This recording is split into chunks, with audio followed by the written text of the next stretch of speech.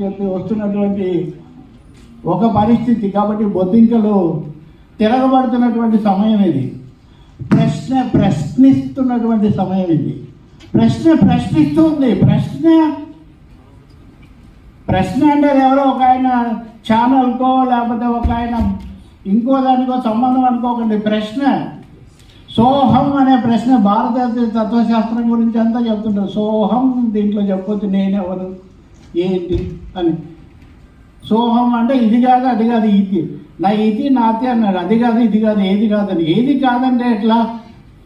ప్రశ్నించడం అనేది ఇప్పుడు వచ్చినటువంటి ప్రశ్న కాదు. ఆ అవ్వే మరణిస్తే ఆ పాపం ఎవరిదని ప్రశ్నించింది శ్రీశ్రీ గారి వెలిగాలి. ఈ ప్రశ్న ఎవరికి?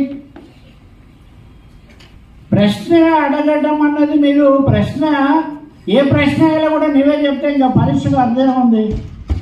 నేను పరీక్ష రాయకముందే మీరు ప్రశ్న పత్రాలు మీకు కావలసిన వాళ్ళకు ఇచ్చేస్తూ ఉంటే ఇంకా పరీక్షకు విలువే ఉంది. ఇప్పుడు దీన్నే కదా బొద్దింకలు ప్రశ్నిస్తున్నాయి. మీరు ప్రశ్నించవద్దంటున్నారు కానీ మీరు ప్రశ్న పత్రాలేమో విడుదల చేస్తూ ఉన్నారు.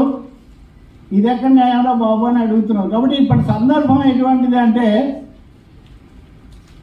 ప్రశ్న ప్రతిఘటన చాలా బలమైనటువంటి రూపంలో ముందుకు రావాల్సినటువంటి సందర్భం. ఈ దేశాన్ని